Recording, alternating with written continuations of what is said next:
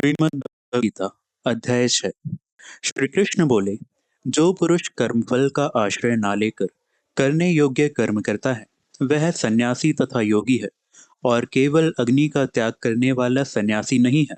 तथा केवल क्रियाओं का त्याग करने वाला योगी नहीं है। हे अर्जुन, जिसको सन्यास ऐसा कहते हैं उसी को तू योग जान, क्योंकि संकल्पों का त्याग ना करने वाला कोई भी पुरुष योगी नहीं होता। योग में आरूढ़ होने की इच्छा वाले मननशील पुरुष के लिए योग की प्राप्ति में निष्काम भाव से कर्म करना ही हेतु कहा जाता है, और योगारूढ़ हो जाने पर उस योगारूढ़ पुरुष का जो सर्व संकल्पों का अभाव है वही कल्याण में हेतु कहा जाता है। जिस काल में ना तो इंद्रियों के भोग में और ना कर्मों में ही आसक्त होता है, उस काल में सर्व संकल्पों का त्यागी पुरुष योगारूढ़ कहा जाता है। अपने द्वारा अपना संसार समुद्र से उद्धार करे और अपने को अधोगति में ना डाले, क्योंकि यह मनुष्य आप ही तो अपना मित्र है और आप ही अपना शत्रु है। जिस जीवात्मा द्वारा मन और इंद्रियों से सहित शरीर जीता हुआ है और जिसके द्वारा मन तथा इंद्रियों से सहित शरीर नहीं जीता गया है, उसके लिए वह आप ही शत्रु के सदृश शत्रुता में बरतता है। सर्दी गर्मी और सुख दुख आदि में तथा मान और अपमान में जिसके अंतःकरण की वृत्तियां भली भांति शांत हैं, ऐसे स्वाधीन आत्मा वाले पुरुष के ज्ञान में सच्चिदानंद घन परमात्मा सम्यक प्रकार से स्थित है, अर्थात उसके ज्ञान में परमात्मा के सिवा अन्य कुछ है ही नहीं। जिसका अंतःकरण ज्ञान विज्ञान से तृप्त है, जिसकी स्थिति विकार रहित है, जिसकी इंद्रियां भली भांति जीती हुई है और जिसके लिए मिट्टी पत्थर और सुवर्ण समान है, वह योगी युक्त अर्थात भगवत प्राप्त ऐसा कहा जाता है। सुहृद, मित्र, वैरी, उदासीन, मध्यस्थ, द्वेष्य और बंधु गणों में, धर्मात्माओं में और पापियों में भी समान भाव रखने वाला अत्यंत श्रेष्ठ है। मन और इंद्रियों से सहित शरीर को वश में रखने वाला आशा रहित और संग्रह रहित योगी अकेला ही एकांत स्थान में स्थित होकर आत्मा को निरंतर परमात्मा में लगाए। शुद्ध भूमि में जिसके ऊपर क्रमशः कुशा, मृगशाला और वस्त्र बिछे हैं, जो ना बहुत ऊंचा है और ना बहुत नीचा, ऐसे अपने आसन को स्थिर स्थापन करके उस आसन पर बैठकर चित्त और इंद्रियों की क्रियाओं को वश में रखते हुए मन को एकाग्र करके अतः अंतःकरण की शुद्धि के लिए योग का अभ्यास करे। काया, सिर और गले को समान एवं अचल धारण करके और स्थिर होकर अपनी नासिका के अग्र भाग पर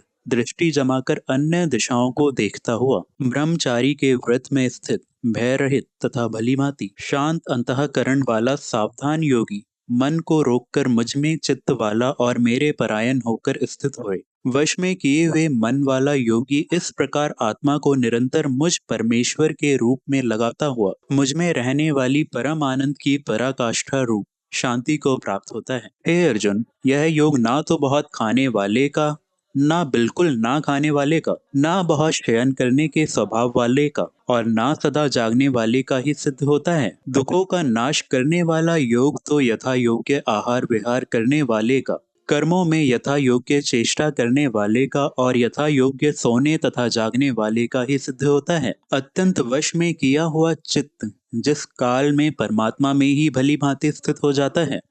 उस काल में संपूर्ण भोगों से स्पृहा पुरुष योग युक्त है, ऐसा कहा जाता है। जिस प्रकार वायु रहित स्थान में स्थित दीपक चलायमान नहीं होता, वैसे ही उपमा परमात्मा के ध्यान में लगे हुए योगी के जीते हुए चित्त की कही गई है। योग के अभ्यास से निरुद्ध चित्त जिस अवस्था में उपराम हो जाता है और जिस अवस्था में परमात्मा के ध्यान से शुद्ध हुई सूक्ष्म बुद्धि द्वारा परमात्मा को साक्षात करता हुआ सच्चिदानंद घन परमात्मा में ही संतुष्ट रहता है, इंद्रियों से अतीत केवल शुद्ध हुई सूक्ष्म बुद्धि द्वारा ग्रहण करने योग्य जो अनंत आनंद है, उसको जिस अवस्था में अनुभव करता है और जिस अवस्था में स्थित यह योगी परमात्मा के स्वरूप से विचलित होता ही नहीं, परमात्मा की प्राप्ति रूप जिस लाभ को प्राप्त होकर उससे अधिक दूसरा कुछ भी लाभ नहीं मानता, और परमात्मा प्राप्ति रूप जिस अवस्था में स्थित योगी बड़े भारी दुख से भी चलायमान नहीं होता, जो दुख रूप संसार के संयोग से रहित है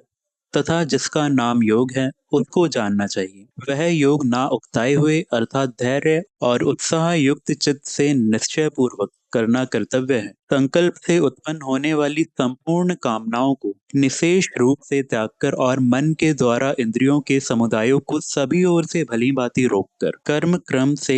क्रम से अभ्यास करता हुआ वो प्रकृति को प्राप्त हो तथा धैर्य युक्त बुद्धि के द्वारा मन को परमात्मा में स्थित करके परमात्मा के सिवा और कुछ भी चिंतन ना करे। यह स्थिर न रहने वाला और चंचल मन जिस जिस शब्दादि विषय के निमित्त से संसार में विचरता है उस विषय से रोककर यानी हटाकर इसे बार बार परमात्मा में ही निरुद्ध करें। क्योंकि जिसका मन भली प्रकार शांत, जो पाप से रहित है और जिसका रजोगुण शांत हो गया है, ऐसे इस सच्चिदानंद घन ब्रह्मा के साथ एक ही भाव हुए योगी को उत्तम आनंद प्राप्त होता है। वह पाप रहित योगी इस प्रकार निरंतर आत्मा को परमात्मा में लगाता हुआ सुख पूर्वक पर ब्रह्मा परमात्मा की प्राप्ति रूप अनंत आनंद का अनुभव करता है। सर्वव्यापी अनंत चेतना में एक ही भाव से स्थित रूप योग से युक्त आत्मा वाला तथा सब में संभाव से देखने वाला योगी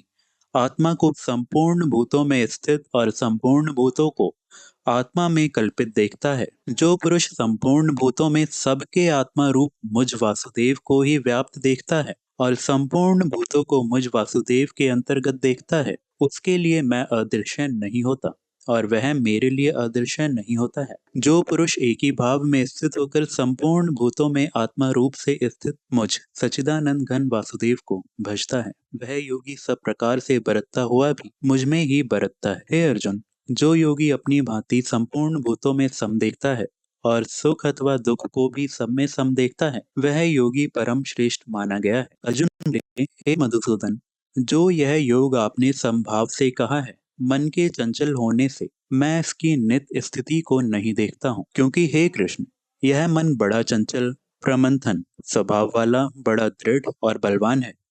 इसलिए उसका वश में करना मैं वायु को रोकने की भांति अत्यंत दुष्कर मानता हूँ। श्री कृष्ण बोले, हे महाबाहो, निसंदेह मन चंचल और कठिनता से वश में होने वाला है, परंतु हे कुंती पुत्र अर्जुन, यह अभ्यास और वैराग्य से वश में होता है। जिसका मन वश में किया हुआ नहीं है, ऐसे पुरुष द्वारा योग दुष्प्राप्य है और वश में किए हुए मन वाले प्रत्यनशील पुरुष द्वारा साधन से उसका प्राप्त होना सहज है। यह मेरा मत। अर्जुन बोले, हे श्री कृष्ण, जो योग में श्रद्धा रखने वाला है किंतु संयमी नहीं है, इस कारण जिसका मन अंत काल में योग से विचलित हो गया है, ऐसा साधक योग की सिद्धि को अर्थात भगवत साक्षरता को ना प्राप्त होकर किस गति को प्राप्त होता है। हे महाबाहो, क्या वह भगवत प्राप्ति के मार्ग में मोहित और आश्रय रहित पुरुष भिन्न भिन्न बादल की भांति दोनों ओर से भ्रष्ट होकर नष्ट तो नहीं हो जाता? हे श्री कृष्ण, मेरे इस संशय को संपूर्ण रूप से छेदन करने के लिए आप ही योग्य हैं, क्योंकि आपके सिवा दूसरा इस संशय का छेदन करने वाला मिलना संभव नहीं है। श्री कृष्ण बोले, हे पार्थ, उस पुरुष का ना तो इस काल में नाश होता है और ना परम लोक में ही, क्योंकि हे प्यारे, आत्मोद्धार के लिए अर्थात भगवत प्राप्ति के लिए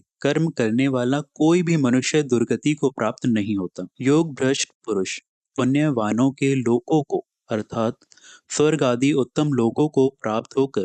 उनमें बहुत वर्षों तक निवास करके फिर शुद्ध आचरण वाले श्रीमान पुरुष के घर में जन्म लेता है, अथवा वैराग्यवान पुरुष उन लोकों में ना जाकर ज्ञानवान योगी के ही कुल में जन्म लेता है। परंतु इस प्रकार का जो यह जन्म है, जो संसार में निसंदेह अत्यंत दुर्लभ है, वहाँ उस पहले शरीर में संग्रह किए हुए बुद्धि संयोग को अर्थात संबुद्धि रूप योग के संसार को अनायास ही प्राप्त हो जाता है। और हे कुरुनंदन, उसके प्रभाव से वह फिर परमात्मा की प्राप्ति रूप सिद्धि के लिए पहले से भी बढ़कर प्रयत्न करता है। वह श्रीमान के घर में जन्म लेने वाला योग भ्रष्ट पराधीन हुआ भी उस पहले के अभ्यास से ही निसंदेह भगवान की ओर आकर्षित किया जाता है तथा समबुद्धि रूप योग का जिज्ञासु भी वेद में कहे हुए सकाम कर्मों के फलों को उल्लंघन कर जाता है। परंतु प्रयत्न पूर्वक अभ्यास करने वाला योगी तो पिछले अनेक जन्मों के संस्कार बल से इसी जन्म में संसिद्ध होकर संपूर्ण पापों से रहित हो फिर तत्काल ही परम गति को प्राप्त हो जाता है। योगी तपस्वियों से श्रेष्ठ है,